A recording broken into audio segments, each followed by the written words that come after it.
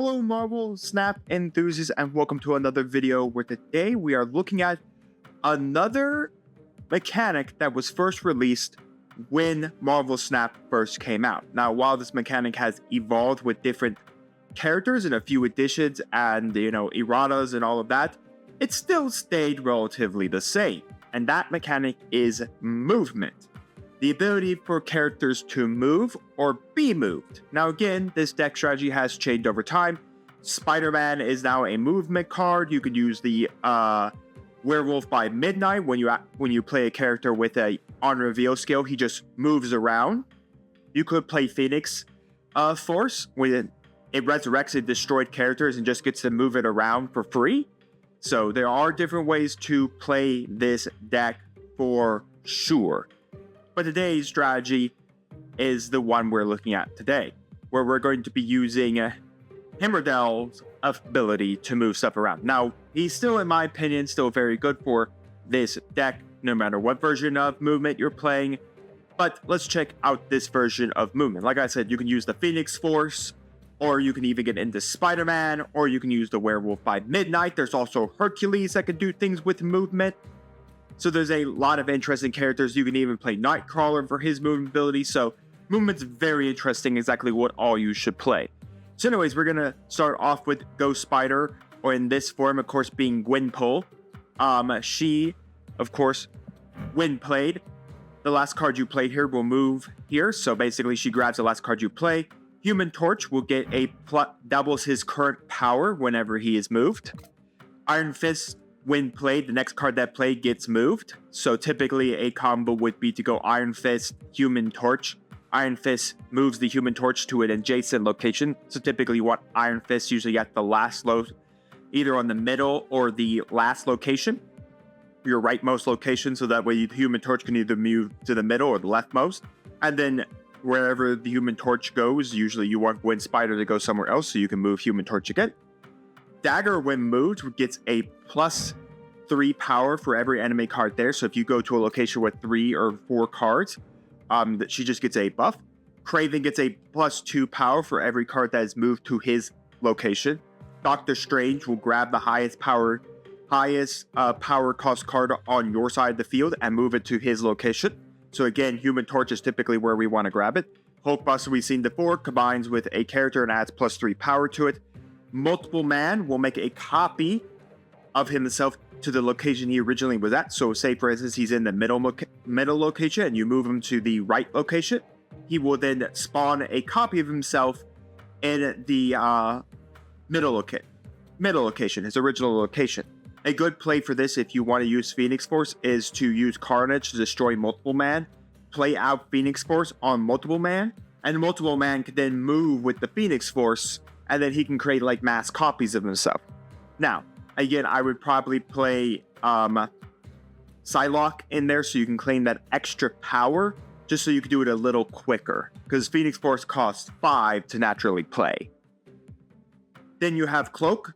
When played, your opponent and yourself can move any characters to that one location. So typically, again, Human Torch.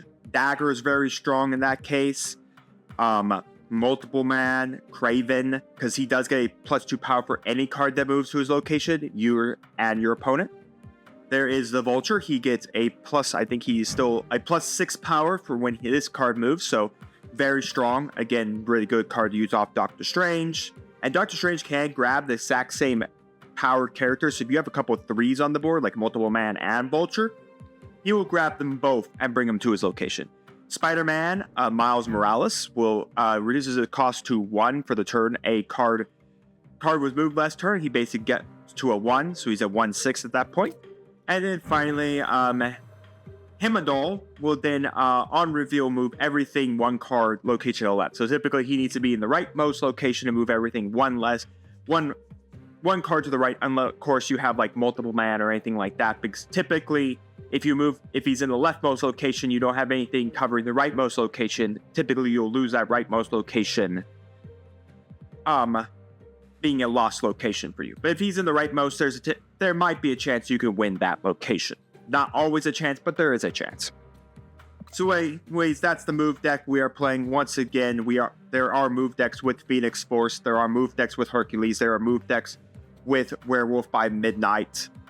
There are move decks with Spider-Man now. So there are different ways to play moving currently in Marvel Snap. So without further ado, let's take this movement deck to a best out of 7 and see how well it does. We shall begin game 1 with Ghost Spider, Doctor Strange, and Heimdall.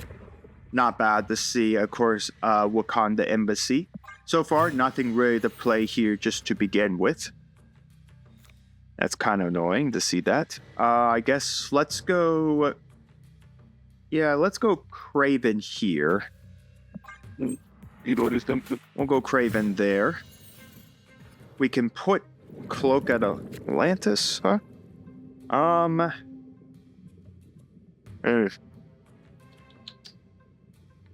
Maybe we could do Ghost Spider and then Cloak. We can go Ghost Spider to grab Kraven. That gives us a +2 on Kraven. Oh wait, no. I thought... Oh, when a card moves here. Okay. Yes. Wasn't probably the best idea. So we'll put them both there. We'll put this here.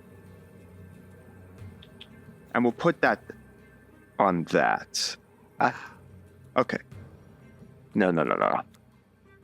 Okay, let's do this differently.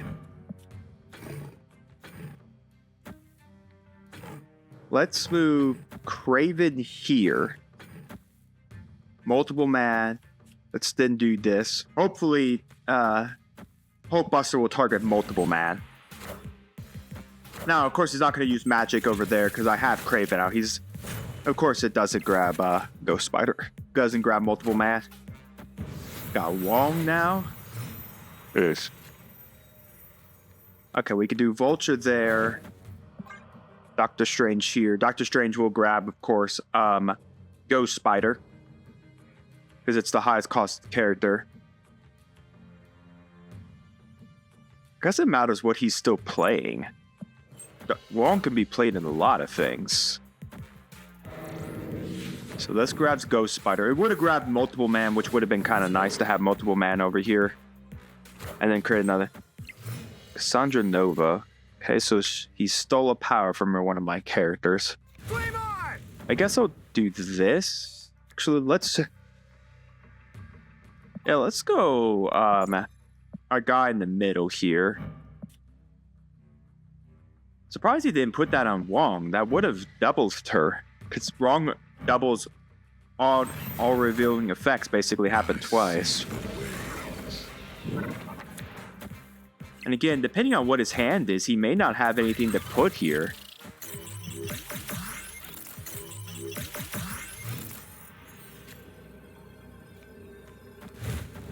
I don't think we're winning this. Because if he's got Odin will double this. Oh, we're just going to win it. Okay, I was not expecting that, but alright, well, that's a win for us. Not the greatest start here. If we had like Human Torch, I'd be more happy to throw that Iron Fist here to start off with. Ups mine.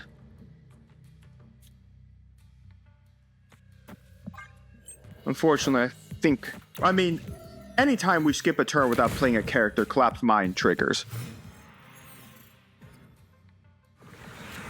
The Quantum. Actually not horrible for Dagger. I think we'll just end from here. Let's drop Collapse Mine. And I'll bait him to see if he's willing to do something for me. Ugh, of course. Well, at least that gives me another card to put under this. Okay, let's do this. We can play Cloak, Dagger, put that, Cloak and Dagger themselves. Good old Lockjaw. We can do Dagger. Dagger will be able to get some stuff here. Alright. So we can go this, because this will actually give us... And oh, that would be the last card we played. Guess we could put that there and see if it grabs dagger.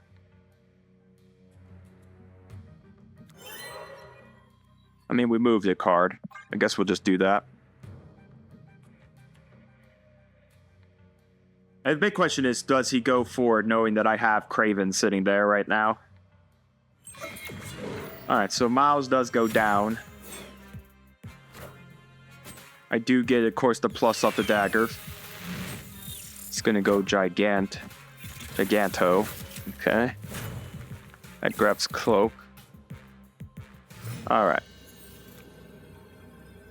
Guess we could do this to send the Human Torch. This would then grab Human Torch. And I can put Miles here. That's everybody. Iron Fist sends the Human Torch. That doubles the Human Touch's power. It also buffs Craven, by the way. Ghost Spider will then grab the Human Torch, which is what I thought it would do. That buffs Human Torch to 8.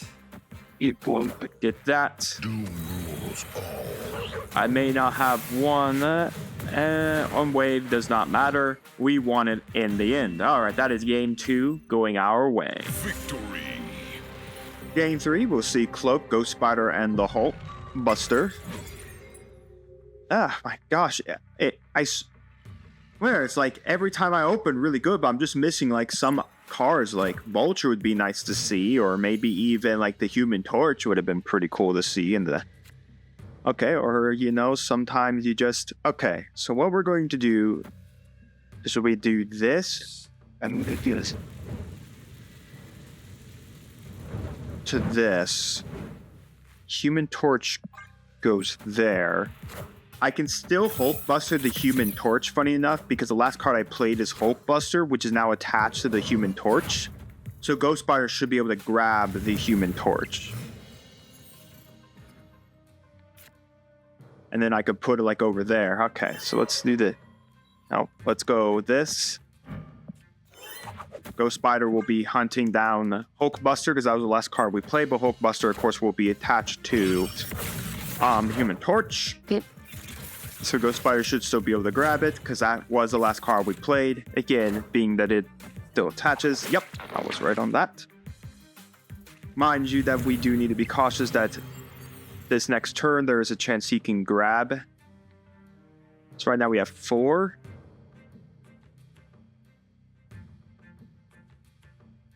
Maybe it's worth just doing this.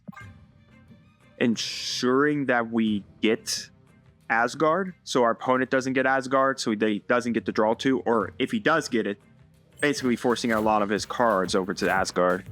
The Acid Aerial to come to my location, the Pym Arrow, they get +3. Yeah, Kate Bishop will produce 2 random arrows for you. She's got it done. Different ones, pretty nice. Okay, so we can go Doctor Strange, and let's go Cloak over here. And then we got Hydra Bob. Hydra Bob does move if a player snaps. Funny enough, any player snaps, Hydra Bob moves. So we can do this. That buffs out the Human Torch. We got Cloak now. I mean, I don't see how our opponent's even winning this. Kind of hilarious. Okay, and Titan's pretty nice too. Okay. Move there. Move there. Is that right? I think it would just be better to do... Yeah, but 100% at least move the Vulture. Okay. I don't think our opponent's getting this win. Well, they might. No. I'm moving the Human Torch into that location, so I mean, he doubles again. So, yeah. Our opponent definitely did not win game 3, so we did win that. Which is pretty nice. Indeed. On to game 4, the final game. Well, is this it, folks? Is this the end of it all? I mean, this isn't bad. We can go then multiple man onto Hulkbuster, and then Ghost Spider, which will make, of course, another copy of multiple man, which isn't had. But anyways, we're on the 4th game now. So if we take this win, this is it, and the series will go to us. Okay, so we got a blade to start out with. And the most horrible thing in the world to see a blade. Nimrod is pretty interesting. We will be able to reduce Miles Morales here after this because Hulkbuster, Ghost Spider move, multiple man. Calling Wing to get rid of Cephistus. Alright. Well, or we're just going to lose. It's Apocalypse. Another really good discard strategy. We should definitely check that out on the channel.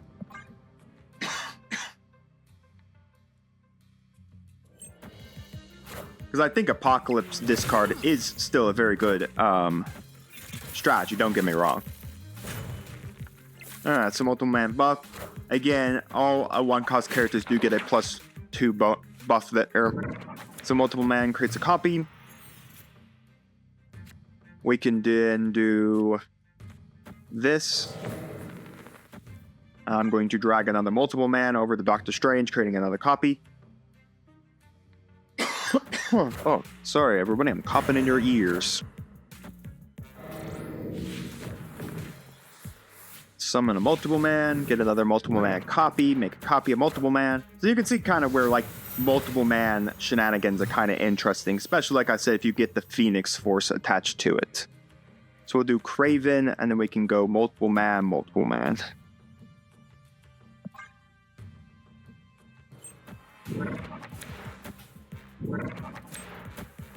Of course, Kraven, of course. Okay, so very interesting thought there. I guess we can go at least Human Torch there. We can go Nimrod here. I'm not exactly sure what his plans are. Like I said, I wasn't exactly sure. And we won all 3 locations. How nice of us. That is our 4th win. The series goes to us. You know what? It performed. I mean, it did exactly as it was intended. I mean, we saw Human Torch get up to unbelievable levels. We didn't really see much of Vulture and Hemmerdell, but still, just a really good deck. Once again, like I said, Movement has different strategies. I don't know which one really is the best one. Is it better with Phoenix Force, where you can even Phoenix Force the Human Torch, which is very interesting. Is Phoenix Force still sitting as a 5-costed character? Last time I saw the Phoenix Force, it was a 5-costed character. Let me just search out. Okay, no, she's a 4-costed character now. Okay. Maybe at one time I think her release was 5, but still, a 4-costed character is still nothing to gimmick about. Again, typically another play you would do is you would go Human Torch, you would kill it with Carnage or Venom or anything like that. Then you would go Phoenix Force, resurrect Human Torch, or resurrect multiple man, and then Human Torch every turn can just move all over its places. Another good card I think for move decks is War Machine, because War Machine states that you can move anywhere you want to go. You are not restricted on movement. So War Machine just makes movement decks, especially with Phoenix Force, just very strong because there's no restrictions on where you can go. Like flooded locations, like the locations that lock down. There's like, you can still go in those locations and move right into them. That's what War Machine allows you to do. So that's very nice as well. And like I said, Werewolf by Midnight is really good because every time you play an on-play character with a character with an on-reveal effect, he just moves to the location and gets a +2 bonus. So again, since a lot of our characters have on-reveal effects like Iron Fist, Ghost Spider, Hulkbuster, Hemmerdell, you could play that. Again, you want to probably play more characters that have more on-reveal effects so you can move around their Werewolf by Midnight, so you can get off his effect more often. And like I said, Spider-Man in Originality used to lock down the zone. Now he's about movement, where he would move to a location and move another card. Heck, even Hydra Bob is good for movement decks because anytime your opponent snaps, he just moves. So again, that's just another movement card. So there's a lot of different cards that do a lot of different movement stuff in the game. Here is kind of like a bare bones movement deck, still a very good bare bones movement deck. But I think like Werewolf of Midnight, Hercules, Phoenix Force, Hydra Blob, all these other cards can still make very other different movement strategies. I think that's what makes Marvel Snap so unique, is that you can have a movement strategy, but there's 100 different cards you can play, a multitude of different cards that you can play in different strategies to play around movement. So nonetheless, again, like we said with this card, there's hella discard, or you can do Apocalypse card. Destruction has a bunch of different ways to play it. Galactus has a bunch of different ways to play it. I mean, there's just so many different ways to play so many different decks. But I want your thoughts down in the comment on this movement deck. What does your movement decks look like? What have you played with? Do you guys want me to try out a Phoenix Force strategy? Do you want me to try out with Hercules? I don't have my collection yet, but maybe if I get them, I try out a deck. Maybe you guys want to see more with like Werewolf at Midnight movement abilities. Maybe you guys want to see like a different Galactus, maybe the other discard with Apocalypse, and all of that. Heck, even a different strategy like the Collector. I think that's a unique strategy as well. But let me know all your thoughts down in the comments, and while you're commenting, do make sure to like the video, subscribe to the channel, and ring the bell so you can notify my videos go live for you, and we'll see you here next time on Mama Dragon's TCG.